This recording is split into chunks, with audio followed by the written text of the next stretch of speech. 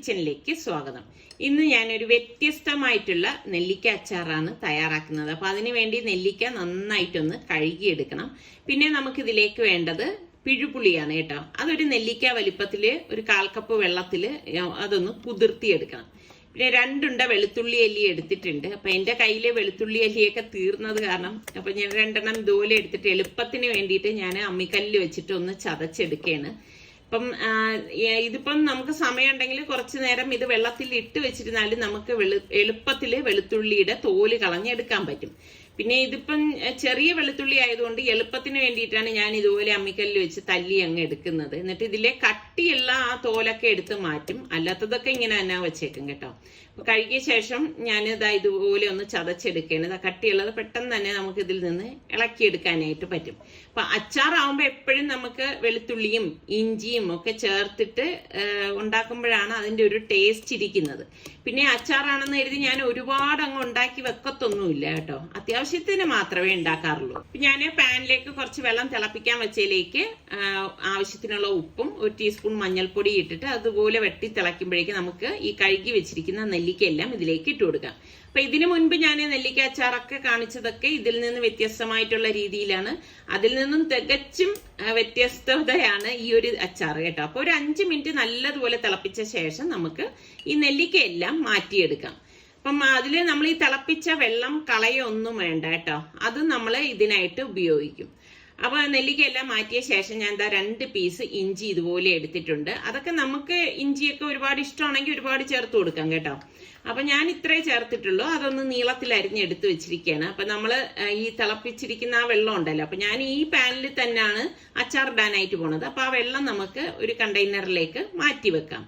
ഇനി നമുക്ക് ഇതിലേക്കുള്ള പൊടികൾ എടുക്കാം. ഒരു ബൗളിലേക്ക് ഞാനിവിടെ 4 ടേബിൾ സ്പൂൺ കാശ്മീരി ചില്ലി പൗഡറും, ഇതിലാകുമ്പോൾ അധികം എരിവൊന്നും ഉണ്ടാവത്തില്ല കേട്ടോ. പിന്നെ 1 ടീസ്പൂണോളം മഞ്ഞൾപ്പൊടി, 1 ടീസ്പൂൺ വറുത്ത് പൊടിച്ച ഉലുവാപ്പൊടിയും, 1 ടീസ്പൂണോളം കായപ്പൊടിയും കൂടി ഇട്ട് കൊടുക്കും. എന്നിട്ട് നമുക്ക് പാകത്തിനുള്ള ഉപ്പ് ഞാൻ ഇവിടെ 2 ടീസ്പൂണല്ലേ ഇട്ടിട്ടുള്ളൂ. അതൊന്ന് ഇതുപോലെ മിക്സ് ചെയ്തിട്ട് നമുക്കൊന്ന് മാറ്റി വെക്കാം. അപ്പൊ പാനിലേക്ക് നമുക്ക് ഒരു 3 ടേബിൾ സ്പൂണോളം നല്ലെണ്ണയാണ് ഒഴിച്ചു കൊടുക്കുന്നത്. നല്ലെണ്ണയിൽ തന്നെ അച്ചാറിട്ടാലാണ് ടേസ്റ്റ് ചെയ്യട്ടെ. എന്നിട്ട് കടുകിട്ട് പൊട്ടിച്ചു കൊടുക്കാം. അതിനുശേഷം നമുക്ക് കുറച്ച് വറ്റൽ മുളക് ഇതുപോലെ ഒന്ന് കട്ട് ചെയ്തിട്ട് കൊടുക്കണം. പിന്നെ ഞാനിവിടെ ഇഞ്ചിയും വെളുത്തുള്ളിയും കറിവേപ്പിലയും കൂടി എടുത്തത് ഇതിലേക്ക് ഇട്ട് കൊടുക്കാണ്. എന്നിട്ട് കരിഞ്ഞു പോകാതെ ഒന്ന് ഇളക്കി കൊടുക്കണം. കരിഞ്ഞു പോയി കഴിഞ്ഞാൽ നമ്മുടെ ആ അച്ചാറിന്റെ ടേസ്റ്റ് ഒക്കെ മാറിപ്പോവും കേട്ടോ. അപ്പൊ ഇതുപോലെ ഇളക്കിയ ശേഷം നമ്മൾ ഈ മിക്സ് ചെയ്ത് വെച്ചിരിക്കുന്ന പൊടികളുണ്ടല്ലോ, അത് ഇതിലേക്ക് ഇട്ട് കൊടുക്കാം. ഇട്ട് കൊടുത്തിട്ട് എല്ലാം ചേർത്തിട്ട് നല്ലതുപോലെ ഒന്ന് ഇളക്കി കൊടുക്കണം. ആ പൊടികളുടെയൊക്കെ ആ ഒരു പച്ച ചുവ മാറത്തക്ക രീതിയിൽ ഒന്ന് ഇളക്കി കൊടുക്കണം. അതിനുശേഷം നമ്മൾ ഈ പിഴിഞ്ഞു വെച്ചിരിക്കുന്ന പുളി ഉണ്ടല്ലോ, ആ പുളിവെള്ളം ഇതിലേക്ക് ഒഴിച്ചു കൊടുക്കണം. അപ്പൊ ഈ പുളിവെള്ളമൊക്കെ ചേർക്കുമ്പോഴാണ് ഈ അച്ചാറിന് ഒരു ടേസ്റ്റ് വരുന്നത് കേട്ടോ. അപ്പൊ ഇതുപോലെ ഒന്ന് ഇളക്കി യോജിപ്പിച്ചു കൊടുക്കണം. ഇതുപോലെ ഒന്ന് ഇളക്കിയെടുത്ത് ആ പുളിവെള്ളമൊക്കെ യോജിപ്പിച്ച് വന്ന ശേഷം നമ്മൾ ഈ നെല്ലിക്കയിൽ നിന്ന് മാറ്റി വെച്ച ആ ഒരു വെള്ളം ഉണ്ടല്ലോ, അത് ഫുള്ളായിട്ട് ഞാൻ അങ്ങ് ഒഴിച്ചു കൊടുക്കണം. കാരണം അധികം വെള്ളം ഞാൻ ആദ്യമേ എടുത്തിട്ടില്ലായിരുന്നു. അപ്പൊ ആ ഒരു വെള്ളത്തിന്റെ കൂട്ടൊക്കെ നിങ്ങൾ ശ്രദ്ധിച്ചേക്കണം കേട്ടോ. നിങ്ങൾ എടുക്കുന്ന നെല്ലിക്കയുടെ വലുപ്പത്തിനനുസരിച്ചൊക്കെ നിങ്ങൾ ചാറിന് അനുസരിച്ച് എടുത്താൽ മതി. അതിനുശേഷം ഈ തിള വരുന്ന സമയത്ത് നമുക്ക് ഈ വേവിച്ച് വെച്ചിരിക്കുന്ന നെല്ലിക്കയോടെ ഇതിലേക്ക് ഇട്ടിട്ട് ഇതുപോലെ ഒന്ന് ഇളക്കി കൊടുക്കണം. അപ്പൊ ഇതിപ്പം നമുക്ക് ഇൻസ്റ്റന്റ് ആയിട്ട് ഉപയോഗിക്കുന്നതിൽ നിന്ന് ഒരു 2-3 ദിവസമെങ്കിലും വെച്ചിരുന്നിട്ട് ഉപയോഗിക്കുമ്പോഴാണ് ടേസ്റ്റ് കൂടുതൽ കേട്ടാ. അപ്പൊ ഇതുപോലെ ഒന്ന് മിക്സ് ചെയ്ത് കൊടുക്കണം. അപ്പൊ ആ നെല്ലിക്കയും ഇതും എല്ലാം യോജിച്ച് വരും. അപ്പൊ നമുക്ക് ലാസ്റ്റ് ആണ് വിനാഗിരി ഇതിലേക്ക് ഒഴിച്ചു കൊടുക്കുന്നത്. ഒരു 3 ടേബിൾ സ്പൂണോളം വിനാഗിരി ഞാനിപ്പോൾ ഒഴിച്ചിട്ടുണ്ട്. എന്നിട്ട് എല്ലാം ചേർത്തിട്ട് നല്ലതുപോലെ ഒന്ന് മിക്സ് ചെയ്ത് കൊടുക്കും. ഇനി നല്ലതുപോലെ തണുത്ത ശേഷം മാത്രമേ നമ്മൾ കണ്ടെയ്നറിലേക്ക് മാറ്റാവൂ. നമ്മുടെ കൂട്ടത്തില് നെല്ലിക്ക അച്ചാറൊക്കെ ഇഷ്ടമുള്ള എത്ര പേരുണ്ട്? നിങ്ങൾക്ക് ഏത് ടൈപ്പ് അച്ചാറാണ് ഇഷ്ടം? എനിക്കിഷ്ടം മാങ്ങ അച്ചാറാണ് കേട്ടോ. അപ്പൊ നെല്ലിക്ക ഞാൻ ഇവിടെ തണുക്കാനായിട്ട് മാറ്റി വെച്ചിട്ടുണ്ട്. അപ്പൊ ഞാനിവിടെ അച്ചാറൊക്കെ ഉണ്ടാക്കി കഴിഞ്ഞ ശേഷം നോക്കുമ്പോഴേക്ക് അത് ചെറിയ പാനിലല്ലേ ഉണ്ടാക്കിയത്. അപ്പൊ അതിങ്ങനെ ഈ തിളയ്ക്കുന്ന സമയത്ത് ഈ ഗ്യാസ് സ്റ്റോപ്പിലൊക്കെ ഇങ്ങനെ വീണിട്ടുണ്ടായിരുന്നു. എനിക്കെന്ന് വെച്ചാൽ നമ്മളിപ്പോൾ അടുത്ത് കുക്കിംഗ് ചെയ്യാനായിട്ട് നിൽക്കുമ്പോഴേക്ക് ഇതുപോലെ ഗ്യാസ് സ്റ്റോപ്പ് അഴുക്കായിരിക്കുമ്പോൾ ഭയങ്കര ബുദ്ധിമുട്ടാണ്. അപ്പൊ എപ്പോഴും നല്ല നീറ്റ് ആയിരിക്കുമ്പോഴാണ് നമുക്ക് കുക്ക് ചെയ്യാനും നല്ലൊരു ഇൻട്രസ്റ്റ് ഒക്കെ കിട്ടുന്നത്. അപ്പൊ ഇത് ഒരു ഡീപ്പ് ക്ലീനിങ് ഒന്നും അല്ല ഞാൻ ചെയ്യുന്നത്, ജസ്റ്റ് അതൊന്ന് ക്ലീൻ ചെയ്തെടുക്കുന്നതേ ഉള്ളൂ. കാരണം ഈ സമയത്ത് ഇപ്പം ഡീപ്പ് ക്ലീൻ ചെയ്തിട്ട് കാര്യമില്ല, അടുത്ത് ഞാൻ ഉടൻ തന്നെ കുക്ക് ചെയ്യാനായിട്ട് പോവാണ്. അതുപോലെ തന്നെ കഴിഞ്ഞ വീഡിയോയിൽ ഒരുപാട് പേര് നല്ല നല്ല കമന്റ്സ് തന്നു, ഒത്തിരി സന്തോഷമുണ്ട്. അപ്പൊ തീർച്ചയായിട്ടും നിങ്ങൾ ഈ ഒരു വീഡിയോയ്ക്കും എല്ലാവരും കമന്റ് ചെയ്യണം കേട്ടോ. അപ്പോൾ ഇതാ ഞാൻ എല്ലാം ഒന്ന് തുടച്ചെടുത്ത് വെച്ചിട്ടുണ്ട്. അപ്പൊ അടുത്ത് കുക്ക് ചെയ്യാൻ വേണ്ടിയിട്ട് ഞാൻ ഇതാ ചിക്കൻ ഇതിനിടയിൽ ഒന്ന് കഴുകി എടുത്തിട്ടുണ്ടായിരുന്നു. അപ്പൊ ഏകദേശം 1.5 കിലോയോളം ചിക്കൻ ഞാൻ ഈ ബൗളിലേക്ക് ഇട്ട് കൊടുക്കാണ്. അപ്പൊ ഇനി നമുക്ക് ഇതിലേക്ക് പൊടികൾ വേണം. 2 ടേബിൾ സ്പൂൺ ഫുള്ളായിട്ട് ഞാൻ കാശ്മീരി ചില്ലി പൗഡർ ഇട്ട് കൊടുക്കാണ്. അതുപോലെ തന്നെ 1 ടേബിൾ സ്പൂൺ കുരുമുളക് പൊടി, ഇത് വീട്ടിൽ തന്നെ പൊടിച്ചതാണ്. പിന്നെ 1 ടീസ്പൂൺ മഞ്ഞൾപ്പൊടിയും 2 ടീസ്പൂൺ ഗരം മസാല പൊടിയും പിന്നെ നമുക്ക് പാകത്തിനുള്ള ഉപ്പും കൂടി ഇതിലേക്ക് ഇട്ട് കൊടുക്കാം. ഇനി നമുക്ക് ഇതിലേക്ക് 1.5 ടേബിൾ സ്പൂൺ ഇഞ്ചി വെളുത്തുള്ളി പേസ്റ്റ് വേണം. അപ്പൊ അതും കൂടി ഇട്ട ശേഷം 1 നാരങ്ങയുടെ നീര് ഫുള്ളായിട്ട് നമുക്ക് ഇതിലേക്ക് ഒഴിച്ചു കൊടുക്കണം. അപ്പൊ ഇതൊക്കെ ചേർക്കുമ്പോഴാണ് ഈ ചിക്കന് നല്ല ഒരു ടേസ്റ്റ് വരുന്നത് കേട്ടോ. ചെറിയൊരു പുളിപ്പും അത്യാവശ്യം എരിവും ഒക്കെ ഉള്ള നല്ല ടേസ്റ്റാണ്. അപ്പൊ ഇതിലേക്ക് പിന്നെ നമുക്ക് വേണ്ടത് തൈരാണ്. 2 ടേബിൾ സ്പൂൺ തൈരും കൂടി ഇട്ട ശേഷം നന്നായിട്ട് ഇതൊന്ന് മിക്സ് ചെയ്ത് കൊടുക്കാം.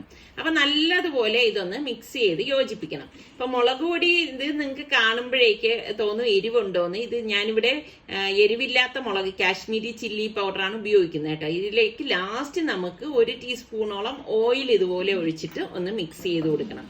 അപ്പൊ ഇത്രയും മസാലക്കൂട്ടുകളെ നമ്മൾ ഇതിലേക്ക് ചേർക്കുന്നുള്ളൂ.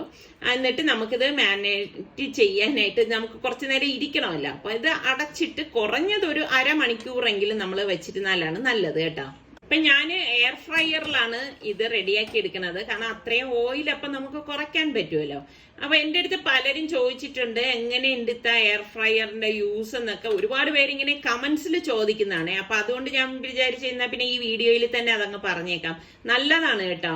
അപ്പൊ എന്റേത് വന്നിട്ട് ഈ ഫിലിപ്സിന്റെ എയർ ഫ്രയർ ആണ്. എനിക്ക് ഭയങ്കര തൃപ്തിയാണ് കേട്ടോ. കാരണം എന്ന് പറഞ്ഞാൽ നമുക്ക് ഇതിലേക്ക് ഒട്ട് ഓയിൽ വെക്കുക ഒന്നും വേണ്ട, കറക്റ്റ് ടൈമിന് തന്നെ അത് ആവുകയും ചെയ്യും കേട്ടോ. അപ്പൊ 150 ഡിഗ്രി സെൽഷ്യസിൽ നമ്മൾ സെറ്റ് ചെയ്ത് കൊടുക്കുമ്പോൾ തന്നെ അതില് ടൈം വരും ഒരു 30 മിനിറ്റ്സ്. അപ്പൊ അതിന്റെ ഇടയിൽ നമ്മൾ അതൊന്ന് മറിച്ച് ഇട്ട് കൊടുത്താൽ മാത്രം മതി. അപ്പൊ എന്തായാലോ അച്ചാറ് ഇപ്പോ തണുത്ത ശേഷമാണ് ഞാനിത് ബോട്ടിലാക്കിയിരിക്കുന്നത്. അപ്പം ചെറിയൊരു ഫോഗ് മാതിരി ബോട്ടിൽ കാണുന്നത് ആ ബോട്ടിൽ തന്നെ ഉള്ളതാണ് കേട്ടാ, അല്ലാതെ ഇതിൽ ചൂടൊന്നുമല്ല. നന്നായിട്ട് തണുത്ത ശേഷമാണ് ഞാൻ ഇതാ ഈ കുപ്പിയിലാക്കിയിരിക്കുന്നത്. എപ്പോഴും നമ്മൾ അച്ചാറൊക്കെ ആകുമ്പോൾ ഗ്ലാസ് ബോട്ടിൽ തന്നെ സൂക്ഷിച്ചു വെക്കാൻ ശ്രദ്ധിക്കണം കേട്ടോ. അപ്പൊ ദാ ഇടയില് ഒരു 11 മിനിറ്റ് ബാക്കിയുള്ളൂ. അപ്പൊ ഞാൻ ദാ എയർ ഫ്രയർ ഓപ്പൺ ചെയ്തു. കണ്ട എല്ലാം കറക്റ്റ് ആയിട്ട് റെഡിയായി വന്നു. അപ്പോഴേക്ക് ഞാൻ ഇതിനെ ഒന്ന് മറിച്ച് വെച്ചു കൊടുക്കാണ് കേട്ടാ. അപ്പൊ ഞാൻ ഇങ്ങനെയാണ് നമ്മള് കുക്ക് ചെയ്യാൻ വെച്ച ശേഷം ഇടയ്ക്ക് ഒരു ഇത്രയും അല്ലെങ്കിൽ ഇതിപ്പോ ഒരു 11 മിനിറ്റ് ആയപ്പോഴാണ് ഞാൻ മറിച്ചു വെക്കുന്നത്. അല്ലെങ്കിൽ ചില സമയം ഞാനൊരു 15 മിനിറ്റ് ബാക്കിയുള്ളപ്പോഴായിരിക്കും ഇത് മറിച്ചു കൊടുക്കുന്നത്. അത് നമ്മൾ എങ്ങനെയാന്ന് വെച്ചാൽ ചെയ്താൽ മതി. അപ്പൊ ഞാൻ വീണ്ടും ഇത് വെച്ചിട്ട് ബാക്കി സ്റ്റാർട്ട് ചെയ്ത് വെക്കാണ്. അപ്പൊ ഈ 11 മിനിറ്റ് കൊണ്ട് തന്നെ ഇത് നമ്മുടെ ചിക്കനൊക്കെ നല്ലതുപോലെ കുക്കായി കിട്ടും. ഇപ്പൊ ഞാന് ഇന്നിപ്പം ഒരു വെറൈറ്റി കറിക്ക് വേണ്ടിയിട്ടാണ് ഞാൻ ഇത് റെഡിയാക്കണത്. അപ്പം ഞാൻ 3 സവാളയാണ് എടുത്തിരിക്കുന്നത്. അപ്പൊ പലരും എൻ്റെ അടുത്ത് കഴിഞ്ഞ വീഡിയോയിൽ ചോദിച്ചു ഇത് എങ്ങനെയാണ് സവാള സ്ലൈസ് ചെയ്യുന്നതെന്നൊക്കെ. അപ്പൊ ഇതിനിടയിൽ നമ്മുടെ ചിക്കൻ ഇതാ റെഡിയായത് കണ്ടോ. അപ്പൊ വെറുതെ ഇങ്ങനെ തന്നെ കഴിക്കാനും നല്ല ടേസ്റ്റ് ആണ്. ഇന്നിപ്പം ഞാനിത് കറിക്ക് വേണ്ടിയിട്ടല്ലേ, അതുകൊണ്ട് ഞാനിപ്പം അങ്ങനെ എടുക്കുന്നില്ല. അപ്പം ഞാൻ അപ്പൊ ആ വീഡിയോയിലേക്ക് 2-3 പേരുടെ അടുത്ത് ഇങ്ങനെ ചോദിച്ചപ്പോഴേക്ക് ഞാൻ കമന്റ് കൊടുത്തിട്ടുണ്ടായിരുന്നു, നിങ്ങൾ എന്റെ വീഡിയോ സ്ഥിരമായിട്ട് കാണും, അപ്പൊ ഞാൻ കട്ട് ചെയ്യുന്നതൊക്കെ നിങ്ങൾക്ക് കാണാമല്ലോ എന്ന്. പിന്നെ ഒരുപാട് സവാളയൊക്കെ ഉള്ളപ്പോഴാണ് ഞാൻ എന്റെ പ്രോസസ്സറിൽ ഉപയോഗിക്കുന്നത്. പ്രോസസ്സറിനെ കുറിച്ചും പലരും ചോദിച്ചിട്ടുണ്ടായിരുന്നു. അത് എനിക്ക് ഭയങ്കര ഉപകാരമുള്ള നല്ലൊരു പ്രോസസ്സർ തന്നെയാണ് കേട്ടോ. അപ്പൊ ദാ സവാള ഇതിപ്പോ 2-3 സവാളയൊക്കെ ഉള്ളപ്പോ ഞാൻ പ്രോസസ്സറും ചോപ്പറും ഒന്നും എടുക്കത്തില്ല, ഇതുപോലെ ഒന്ന് സ്ലൈസ് ചെയ്തെടുക്കത്തേ ഉള്ളൂ. പക്ഷെ എന്റെ കത്തി ഇപ്പൊ അത്ര പോരട്ടോ, ഒരു മൂർച്ചയില്ല. അപ്പൊ അതുകൊണ്ട് തന്നെ നമുക്ക് അരിയാനും ഒരു സുഖം കിട്ടത്തില്ല. അപ്പൊ ദാ ഒരു കാസ്റ്റ് അയൺ പാനാണ് ഞാൻ ഇവിടെ എടുത്തിരിക്കുന്നത്. അതിലേക്ക് 3 ടേബിൾ സ്പൂൺ വെളിച്ചെണ്ണയാണ് ഒഴിച്ചത് കേട്ടോ. പിന്നെ പട്ട, ഗ്രാമ്പു, ഏലക്ക, പെരിഞ്ചീരകം, ഉലുവ ഇത്രയും കൂടി ഇതാ ഇതിലേക്ക് ഇട്ടിട്ട് ഒന്ന് മൂപ്പിച്ചു കൊടുക്കും. അത് കഴിഞ്ഞ് നമ്മൾ ഈ അരിഞ്ഞു വെച്ചിരിക്കുന്ന സവാള ഉണ്ടല്ലോ, ആ സവാളയും കൂടി ഇതിലേക്ക് ചേർത്തിട്ട് നല്ലതുപോലെ ഒന്ന് ഇളക്കി കൊടുക്കാം. അപ്പൊ ഇതിപ്പം രാത്രി നോമ്പ് തുറന്ന ശേഷം ഞാൻ പറഞ്ഞില്ലേ തറാവി കഴിഞ്ഞ് വന്നാണ് നമ്മൾ ഭക്ഷണം കഴിക്കുന്നത്. പിന്നെ അത് കഴിഞ്ഞിട്ട് അത്താഴത്തിനും ആ സമയത്തും കൂടി എടുക്കാലോ എന്ന് വിചാരിച്ചിട്ടാണ് ഇന്നിപ്പോ ഈ ചിക്കൻ കറി ഉണ്ടാക്കുന്നത്. പിന്നെ നമുക്ക് ഇതിലേക്ക് തക്കാളി വേണം. അപ്പൊ നല്ല കളറുള്ള തക്കാളി ആണെങ്കിൽ നല്ലതാണ് കേട്ടോ. അപ്പൊ എനിക്കിപ്പം നല്ല കളറുള്ള തക്കാളി കിട്ടിയിട്ടുണ്ട്. അപ്പൊ തക്കാളി നമുക്ക് ഇതുപോലെ ഒന്ന് കട്ട് ചെയ്തെടുക്കാം. ഒരുപാട് സ്ലൈസ് ചെയ്തെടുക്കണം എന്നൊന്നുമില്ല കേട്ടോ. അപ്പൊ ഞാനിവിടെ ഒരു 3 തക്കാളിയോളം ഇതുപോലെ കട്ട് ചെയ്തെടുക്കുകയാണ്.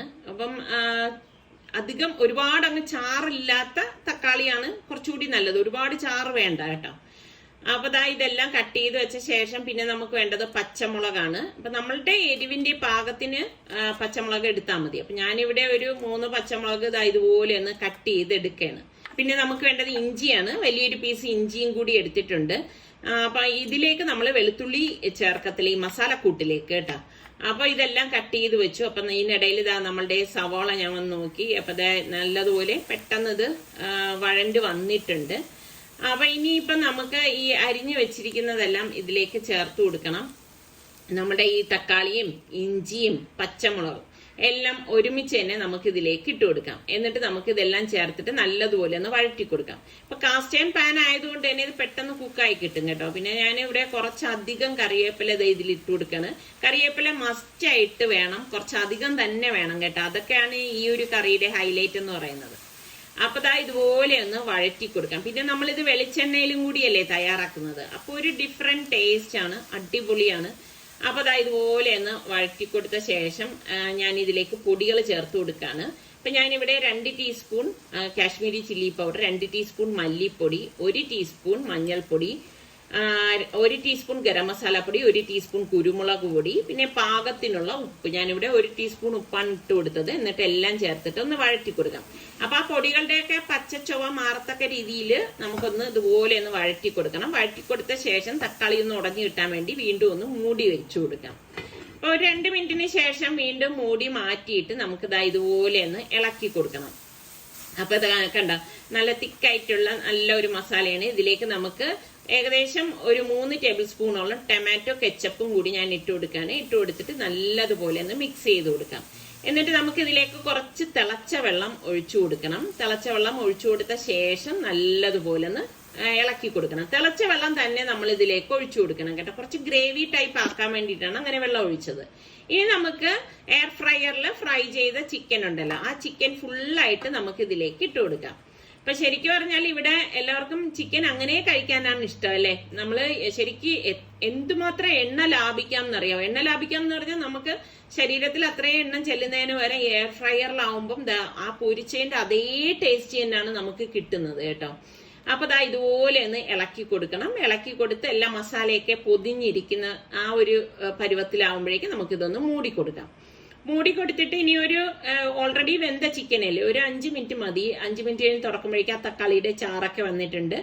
അപ്പൊ ഇത്രയേ ഉള്ളൂ. ഇതുകൊണ്ടാണ് ഞാൻ പറഞ്ഞത് ഒരുപാട് ചാറുള്ള തക്കാളി എടുക്കരുതെന്ന്. അങ്ങനെ എടുത്തു കഴിയുമ്പോഴേക്കും പിന്നെ ഓവറായിട്ട് പുളിപ്പും വരും, ഓവറായിട്ട് ഇതില് ആ ലിക്വിഡ് അതായത് ഗ്രേവി വരെയും ചെയ്യും. അപ്പൊ ഇതിപ്പോ കറക്റ്റ് പരുവാണ് കേട്ടോ. അപ്പം പെട്ടെന്ന് റെഡിയാക്കി എടുക്കാൻ പറ്റുന്ന അടിപൊളി എയർ ഫ്രയർ കറി എന്ന് തന്നെ പറയാം. അപ്പം നിങ്ങൾ എയർ ഫ്രയർ ഒക്കെ ഉള്ളവരൊന്ന് ട്രൈ ചെയ്ത് നോക്കുക, അല്ലാത്തവർ ഫ്രൈ ചെയ്തിട്ട് ഇത് ട്രൈ ചെയ്ത് നോക്കണേ.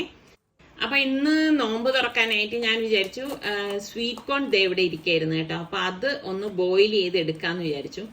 അപ്പൊ 2 എണ്ണം അത്യാവശ്യം വലിപ്പമുള്ള നല്ല ഫ്രഷ് ആയിട്ടുള്ള സ്വീറ്റ് കോൺ ആണ് കിട്ടിയത് കണ്ടോ. എപ്പോഴും നമുക്ക് നല്ല ഫ്രഷ് ആയിട്ടൊന്നും കിട്ടണം എന്നില്ല, പക്ഷെ ഞാൻ അങ്ങനെ അത്രയും നല്ല ഫ്രഷ് ആണെങ്കിൽ മാത്രമേ വാങ്ങിക്കാറുള്ളൂ കേട്ടോ. ഇവിടെ എല്ലാവർക്കും ഇഷ്ടമാണ് ഇത് കഴിക്കാനായിട്ട്. ഇപ്പം ഇവിടെ റിസ്വാനും സുൽത്താനും ഒക്കെ എടുത്തു കഴിഞ്ഞാൽ അവർക്ക് ഇങ്ങനെ ഈ മുളക് അങ്ങനെയൊക്കെ തേച്ച് ബട്ടറൊക്കെ തേച്ചിട്ടൊക്കെ എടുക്കുന്നതാണ് ഇഷ്ടം. ഇന്നിപ്പം ഞാൻ അങ്ങനെയൊന്നും തേക്കാൻ നിന്നില്ല. ഇപ്പൊ നോമ്പ് തുറക്കുന്നതിന് ജസ്റ്റ് മുൻപാണ് ഞാൻ കുളിയൊക്കെ കഴിഞ്ഞതേ അടുക്കളയിലേക്ക് വന്നിട്ട് ഇതൊന്ന് വേവിക്കാനായിട്ട് വെക്കാന്ന് വിചാരിച്ചു. അപ്പൊ ഞാൻ ഇത് കുക്കറിൽ വേവിക്കാൻ സൗകര്യത്തിന് കട്ട് ചെയ്ത് 2ആക്കി എടുത്തു. ഈ 2 എണ്ണം ഉണ്ടല്ലോ അത് മുഴുവനെ ഇട്ട് കഴിഞ്ഞാൽ കുക്കറിൽ വെക്കാൻ പിന്നെ ഒരു ബുദ്ധിമുട്ടായിരിക്കും. അപ്പൊ ഇങ്ങനെ കട്ട് ചെയ്തെടുക്കുമ്പം അത്യാവശ്യം വലിപ്പം ഉള്ളതുമാണ്, നമുക്കിത് സൗകര്യമായിട്ട് വേവിച്ചെടുക്കുകയും ചെയ്യാം. നിങ്ങളിൽ എത്ര പേർക്ക് സ്വീറ്റ് കോൺ ഇഷ്ടമുള്ളവരുണ്ട്? ശരിക്കും നമ്മൾ ബീച്ചിലും മ്യൂസിയത്തും ഒക്കെ പോകുമ്പോഴല്ലേ സാധാരണ ഇതൊക്കെ കാണുന്നത്. ശരി, ഇത് നമുക്ക് വീട്ടിൽ തന്നെ കിട്ടിക്കഴിഞ്ഞാൽ എളുപ്പത്തിൽ ഉണ്ടാക്കി എടുക്കാൻ പറ്റുന്ന സംഭവം തന്നെയാണ് കേട്ടോ. അപ്പൊ ഞാൻ ഇതുപോലെ കുക്കറിൽ കുറച്ച് വെള്ളം ഇതുപോലെ അത് വെള്ളം നിൽക്കത്തക്ക രീതിയിലൊന്ന് ഒഴിച്ചു കൊടുക്കും. ഒഴിച്ചു കൊടുത്തിട്ട് നമ്മൾ ഇതിലേക്ക് ഗ്യാസിലേക്ക് വെച്ചിട്ട് പാകത്തിനുള്ള ഉപ്പും കൂടി ഇട്ട് കൊടുക്കാം കേട്ടോ. ഉപ്പൊക്കെ ഇട്ടിട്ടാണ് നമ്മളിത് വേവിച്ചെടുക്കുന്നത്.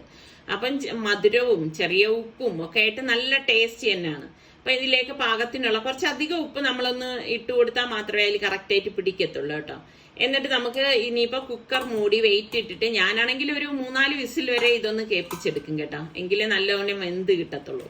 അപ്പൊ ഇതിനിടയിൽ മല്ലിയിലയും പുതിനയിലയും ഒക്കെ കഴുകി എടുത്തോണ്ട് വന്നിട്ടുണ്ട് കണ്ടോ. അപ്പൊ ഇത് ഇനി കണ്ടെയ്നറിൽ വെച്ച് സൂക്ഷിക്കണം. ഇപ്പൊ നോമ്പായതുകൊണ്ട് തന്നെ പെട്ടെന്ന് തീരും കേട്ടോ. പുതിനയിലാണെങ്കിൽ പെട്ടെന്ന് ചീത്തായി പോവുകയും ചെയ്യും.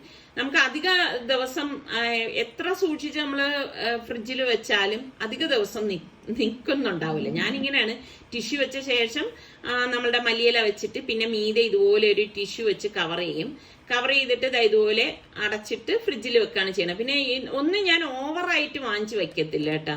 അങ്ങനെ വെച്ച് കഴിഞ്ഞാൽ പിന്നെ അതിന്റെ ആ ഫ്രഷ്നെസ് ഒക്കെ പോവുകയും ചെയ്യും. അതിന്റെ ആവശ്യമില്ലല്ലോ. അപ്പൊ അതാ പുതിനയല്ല ഞാൻ ജസ്റ്റ് ഇതുപോലെ അങ്ങിടയാണ്. കാരണം 2 ദിവസത്തിനുള്ളിൽ തന്നെ ഞാൻ ഇത് എടുത്ത് തീർക്കും. അങ്ങനെയുള്ളത് കൊണ്ട് ഇനിയിപ്പോൾ അതിൽ ടിഷ്യൂ ഒന്നും ഇടുന്നില്ല. ജസ്റ്റ് ഇതിനെ ഒന്ന് അടച്ച് ഫ്രിഡ്ജിൽ വെക്കാണ് ചെയ്യുന്നത്. ജ്യൂസിനൊക്കെ ഉപയോഗിക്കാൻ വേണ്ടിയിട്ടാണ് പുതിനയില ഇതുപോലെ എടുത്തു വെക്കണത്. അപ്പൊ ഇതൊക്കെ ചെയ്ത് വന്നപ്പോഴേക്ക് നമ്മളുടെ കുക്കറിന്റെ സ്റ്റീമൊക്കെ പോയി ഞാൻ കോൺ എടുക്കുകയാണ്. പുറത്ത് കുക്കർ തുറന്നു, കണ്ട പാകത്തിന് വെന്ത് വന്നിട്ടുണ്ട്. അടിപൊളിയാണ് കേട്ടോ. അപ്പം ഈ സ്വീറ്റ് കോൺ ഇഷ്ടമുള്ളവരൊക്കെ ഒന്ന് പറയുക കേട്ടാ. ഇതിൽ ബട്ടർ തേച്ചൊക്കെ കഴിക്കാനാണെങ്കിൽ കിടിലൻ ടേസ്റ്റ് ആണ്. ഇനിയും നോമ്പ് തുറക്കാനായിട്ടുള്ള സമയമുണ്ട്. അപ്പൊ ഞാൻ വിചാരിച്ചു ശരിയെന്നാ ഇവിടെ വന്ന് ചെടിയൊക്കെ വെള്ളം ഒഴിച്ചു കൊടുക്കാം. ഇന്നലെ നല്ല മഴയായിരുന്നു കേട്ടോ ഇവിടെ. നിങ്ങളുടെ അവിടെയൊക്കെ മഴയുള്ള എത്ര സ്ഥലം ഉണ്ടായിരുന്നു? ജില്ല കൂടി ഒന്ന് നിങ്ങൾ പറയുക എങ്കിലല്ലേ അറിയാൻ പറ്റൂ. അപ്പൊ ഇവിടെ നല്ല മഴയുണ്ടായിരുന്നു. അപ്പൊ ഇന്നലെ ചെടിക്കൊന്നും വെള്ളം കൊടുക്കേണ്ടി വന്നില്ല. പക്ഷെ ഇന്ന് ഇപ്പൊ നല്ല ചൂടുമുണ്ട്. അപ്പൊ പിന്നെ ഞാൻ വിചാരിച്ചു എങ്കിൽ പിന്നെ ഈ ചെടിയൊക്കെ വെള്ളം കൊടുക്കുക. മറ്റേ നോമ്പ് തുറന്ന ശേഷം ഞാൻ ഇവിടെ വന്നിട്ട് ചെടിക്ക് വെള്ളം ഒഴിക്കാന്ന് വെച്ച് കഴിഞ്ഞാൽ അപ്പൊ ഇരുട്ടായി തുടങ്ങുവേ. അപ്പൊ എന്തെന്ന് വെച്ചാല് എന്റെ അടുത്ത് നിങ്ങളിൽ പലരും പറഞ്ഞു ഇത്താ നിക്കണത് സൂക്ഷിച്ചു വേണം, സന്ധ്യക്കൊന്നും ഇങ്ങനെ വന്ന് നിക്കരുത് എന്നൊക്കെ പറഞ്ഞപ്പോ എനിക്കും ഒരു സംശയം വന്ന് നിൽക്കുമ്പോ അവിടെ അനങ്ങുന്നുണ്ടോ ഇവിടെ അനങ്ങുന്നുണ്ടോ വല്ല പാമ്പും ആണോ എന്നൊക്കെ ഉൾഭയം കൊണ്ട് ഞാൻ വിചാരിച്ചു വേണ്ട, ഇപ്പൊ നല്ല സമയം ഉണ്ടല്ലോ, ഇനിയും സമയമുണ്ട്. അപ്പം പിന്നെ ചെടിയൊക്കെ വെള്ളം ഒഴിച്ചു കൊടുക്കുക. ഇത് അന്ന് നമ്മൾ വാങ്ങിച്ച മുളകാണ് കേട്ടോ. അപ്പൊ ഞാൻ പറിച്ചില്ല. അപ്പൊ എനിക്ക് പറിക്കാൻ മനസ്സ് വന്നില്ല കേട്ടോ. ഞാൻ വിചാരിച്ചു പഴുത്തിട്ട് അതിന്റെ വിത്ത് അതിൽ തന്നെ വീണോട്ടെ എന്ന് വിചാരിച്ചിട്ട് അങ്ങനെ നിർത്തിയിരിക്കുകയാണ് കേട്ടോ. അപ്പം ഇതൊക്കെ തന്നെയാണ് നമ്മളുടെ ഇന്നത്തെ വിശേഷങ്ങൾ എന്ന് പറയുന്നത്. അപ്പൊ ഇന്നത്തെ 2 റെസിപ്പിയിൽ നിങ്ങൾക്ക് ഏറ്റവും ഇഷ്ടപ്പെട്ടത് ഏതാണെന്ന് കൂടി പറയാൻ വേണം. ഞാൻ പറഞ്ഞതുപോലെ നിങ്ങൾ എനിക്ക് കമന്റ് ഇടാൻ വേണം കേട്ടോ. അപ്പോൾ ഇതാ റംബൂട്ടാനിൽ കണ്ട 2 മൊട്ട് വന്നിട്ടുണ്ട്. അതൊക്കെ കാണുമ്പോൾ ഭയങ്കര സന്തോഷം തന്നെയാണ്.